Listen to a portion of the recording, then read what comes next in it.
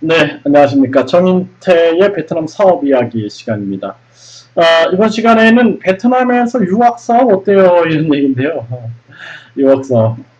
제가 고생을 너무 많이 해서요.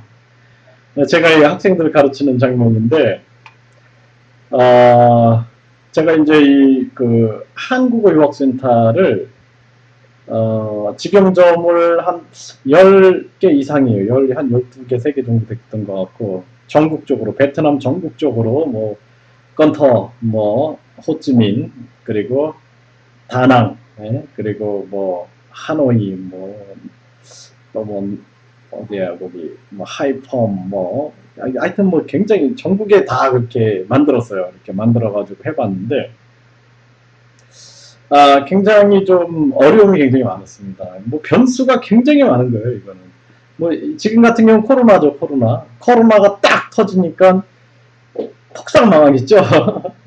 네, 그런 일이 있고, 제가 베트남에서 베트남 유학 사업 한 7년 정도를 했는데, 깨달은 게 되게 많아요. 뭐냐면은, 이게 정책의 영향을 굉장히 많이 받는 거예요. 갑자기 한국에서 정책이 팍 바뀌어버리면은 다 망해버립니다.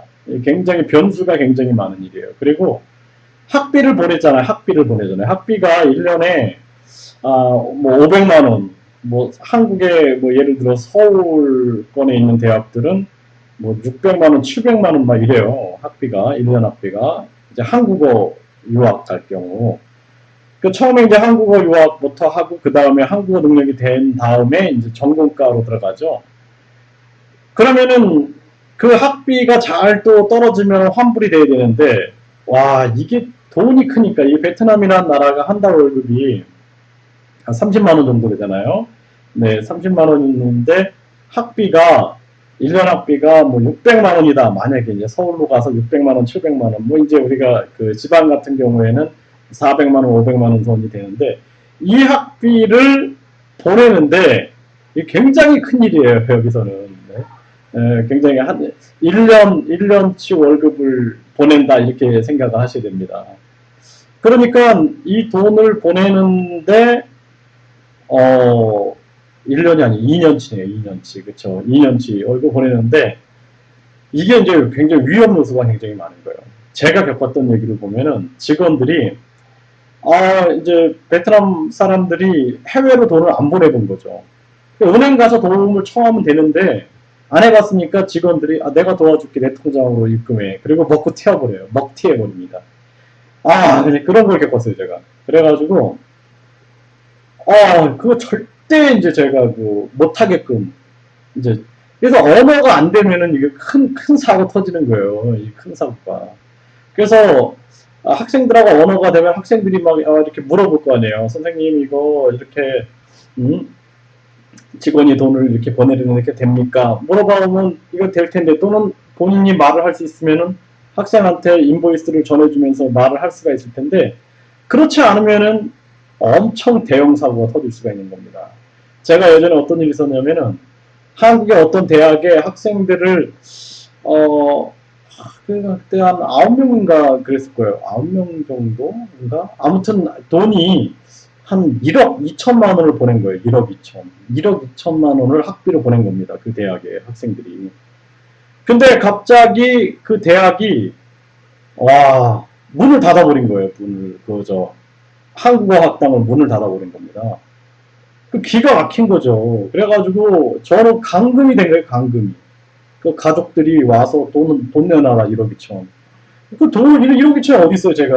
그 대학의 학생들이 직접 보낸 건데 그 제가 항상 얘기하는 게 은행 가서 대학에 직접 보내세요. 그리고 나중에 대학이 직접 환불해 줄 겁니다. 이렇게 직접으로 가는 거거든요. 그래야지 이제 중간 사고가 안 터지잖아요. 근데 대학에 직접 보내놓고 막무가내로 나오는 거예요. 막무가내로. 그리고 나서 제가 이제 연락을 해봤죠. 대학에 연락을 했더니 대학도 참 문제가 많은 거죠. 그 대학도 저희한테 얘기도 안 해준 거예요. 그거를. 그러니까 학생들의 소문에 의해서 저희가 들은 거예요. 역으로. 그래서 확인해 보니까 사실이었던 거예요. 그러면은 이걸 학생들한테 미리 얘기를 해줘야지. 그렇게 하루아침에 문을 닫아버리면은 어떻게 하는 거예요? 이런 문제가 터져가지고, 아, 이건 제가 아주 깊이 한번 좀 얘기를 해야겠네요. 나중에. 따로 한번 얘기를 할게요. 이게 좀 시간이 많이 걸릴 것 같아요. 그래서 제가 결국에는 감금을 당해가지고, 저희 가족한테 연락을 해서 1억 2천만 원 좀 준비해달라. 얘네들이 이제 막 와가지고 저한테 사인을 하라는 거예요. 언제까지 대학이 환불 안 해주면 당신이 환불해 준다라고 쓰라는 거예요. 막 굴욕적으로 막 강요를 하는데, 와, 진짜 제 인생에 아주 진짜 되게 굴욕적인 순간이었습니다. 그걸 사인을 해준 거죠, 어쩔 수 없이. 네? 그렇게 해주고 나서 일단은 그 대학교 총장하고 국제교류원장을 경찰서에다 고소를 해놓고, 그리고 이제 얘네들 설득을 한 거죠. 내가 한국에 가야지 돈을 받아낼 수 있지 않느냐. 나를 감금하지 말아라. 근데 얘네들이 안 놔주는 거예요, 안 놔주는 거예요. 와, 집 앞에서 계속 지키는 거예요, 지키는 거. 제가 도망갈까봐. 이런 일도 겪었습니다. 그래서 베트남에서 유학 사업, 이런 리스크가 굉장히 많아요. 직원들이 돈 갖고 도망가는 거, 또 대학이 환불 안 해주는 거, 또 심지어는 직업전문학교 유학이 있어요. 한국의 직업전문학교 유학. 근데 직업전문학교는 저도 한국에 평생교육원이 있는데 한 3억 정도 만들 수가 있어요. 3억. 자본금 3억. 그 자본금 3억으로 만들어 놓고 학비 받아 놓고 그냥 문 닫고 태워버리면은, 그러니까 그런 직업 전문 학교들은 되게 위험한 거죠. 네. 자칫 잘못하면은 그런 사건이 없었던 걸 제가 지어내는 게 아니라 너무 많았다니까요. 그래서 학생들이 직업 전문 학교에 돈을 보내놓고 돈을 못 받아가지고 막 난리가 난 사건들. 그래서 막 SBS 저 기자들까지 오고 그랬던 일들. 또 뭐 대학원 대학교에서 또 그런 적도 있어요. 대학원 대학교에서 학비를 중간에서 누가 어떤 브로커가 돈을 받아가지고 어떻게 중간 사고를 쳐가지고 난리가 났던. 그러니까 이게 돈이 크잖아요. 돈이 학비가, 이게 학비가 1년에 한국어 학비가 아까도 말씀드렸지만 뭐 지방은 400만 원, 500만 원 선이에요. 서울 같은 경우에는 뭐 700만 원, 800만 원, 1000만 원 하는 곳도 있습니다. 네? 네, 비싼 대학들은. 그러니까 이게 얼마나 큰 돈이에요. 1000만 원. 이게 제가 베트남에서 지금 있어서 그런지 굉장히 크게 좀 느껴지거든요. 네.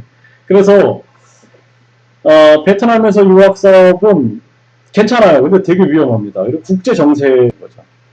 그리고 한국가만 상대로 하면 안 돼요. 그래서 제가 베트남에서 예? 한국뿐만 아니라 한국에서 베트남, 그렇죠? 한국인이 베트남으로 오는 경우, 베트남 사람이 한국으로 가는 경우, 또 베트남 사람들이 미국으로 가는 경우, 미국이나 캐나다, 뉴질랜드, 프랑스, 독일, 또 아일랜드, 몰타, 그리고 뭐 뉴질랜드, 호주, 이렇게 다변화 시켜놨어요. 굉장히 다변화. 근데 이것도 이제 중간 논사하고 터지면 굉장히 어려워지겠죠. 그래서 대학에 직접 학비 보내고 직접 환불해주는 시스템. 네. 철저하게 위험을 예방해야 됩니다. 또 더 큰 또 위험은 뭐냐면 베트남은 그 서류를 위조하는 경우가 되게 많아요. 그래서 이것을 굉장히 잘 막아야 되고, 또 하나는 학생들이 유학 간다고 가서 도망가 버리는 거예요. 이탈해 버리는 거. 이제 위신 떨어지겠죠. 굉장히. 네. 기껏 열심히 가르쳐 놓고 이제 욕먹는 일이 터질 수가 있고, 그 다음에 이제 한국어 교육에서도 말씀을 드렸는데,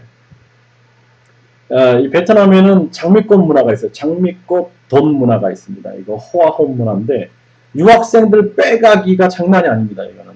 그래서 유학생 한 명을 빼가면은 1000달러를 받는 거예요. 1000달러면 얼마나 큰 돈이에요. 여기서 100만 원이면. 그러니까 이런 문화가 있어서 다 빼갑니다. 뭐 그래서 한국어 교사를 뽑아놨는데 교사가 빼돌리고, 또 직원들이 빼돌려요. 직원들이 저 예를 들어서 딴 데서 1000달러 주면 내 월급이 30만 원인데 딴 데서 한 명만 빼돌려 주면 1000달러야. 100만 원이야. 빼돌려 버리는 겁니다. 이게 엄청 많아요. 그러니까 철저하게 관리가, 이거 언어로 관리가 되겠죠. 언어 관리가 되고, 뭐 베트남의 교통 또는 각종 법률 행정 이런 거를 파악하지 못하면은 리스크가 굉장히 많을 수가 있습니다. 큰 돈이 움직이기 때문에. 굉장히 좋은 사업인데 철저하게 준비해서 하셔야 될 부분이다. 제가 베트남 관련해서 7년을 해보니까 매력 있어요. 매력 있고, 뭐, 저도 뭐 호주 출장을 간다든지, 뭐 한국 출장 가고, 뭐 또 다른 나라들 다변화시켜야 되니까요. 뭐 캄보디아 출장도 가고, 막 이렇게 다변화시키려고 노력을 하는데, 몸이 하나니까 힘들죠. 그러니까 협력을 해야 돼요, 협력. 좋은 파트너들을 만나야 되는데, 이게 진짜 막 산전수전 겪고 이렇게 해보면은, 이게 협력을 안 하면 못하는 거구나. 그래서 협력하기 위해선 신용이 가장 중요하구나. 이렇게 생각을 하면서 협력을 할 텐데, 이 외엔 또 사기꾼들이 굉장히 많습니다. 예, 그래서 다가오는 아주 엄청난 사기꾼 무리들, 그런 무리들을 잘 피하고 손절을 하는 것이 굉장히 중요합니다. 저도 한국인, 한국인 사기꾼한테 걸려가지고 정말 고생을 많이 했는데, 아이고, 진짜 생각만 해도 아주 진짜 막 가슴이 아주 답답합니다. 그래서 일에는 관심이 없는 거예요, 일에는. 일과 이 학생들의 인생에는 관심이 없고, 오직 어떻게 하면 돈을 빼돌릴까. 이런 한국인들이 있어요. 그리고 또 혼자 하는 게 아니라, 베트남, 이제 남자들 같은 경우에는 베트남 여자하고 연애를 하면서 같이 빼돌리는 거, 같이 이용하는 거예요. 그 한국인도 나쁜 사람들은요, 베트남 여자들을 이용합니다. 그래서 자기가 어떤 그 결혼할 생각이 없으면서 그냥 어떤 성적인 유희로 그 다음에 자기 사업에 이용해 먹는 거예요. 이런 사람들 있어요. 이런 사람들. 또 베트남 사람들도 그런 사람들도 있어요. 한국인들 이용해가지고 비자 받아가지고 한국으로 가려고. 이게 서로 이용하는 거죠. 그거를 한국인은 그거를 이용해서 당하는 척하면서 또 서로 이용하는 거예요. 그런 한국인들이 있습니다. 예, 그래서 제가 그 한국인에 대해서는 아주 깊이 있게 한번 다뤄서 얘기를 할 겁니다. 이제 때가 되면은 깊이 얘기를 해서 정말 이게 여러분들이 열심히 사업을 하는데 이런 어떤 잘못된 양심의 뇌가 없는 사람들 때문에 고통을 겪으면 안 되겠죠. 네, 조심해야 될 사업이라고 생각이 듭니다. 네, 베트남에서 유학 사업 어때요? 얘기해봤고요. 궁금한 점 댓글 남겨주시면 답변 드리겠습니다. 네, 감사합니다.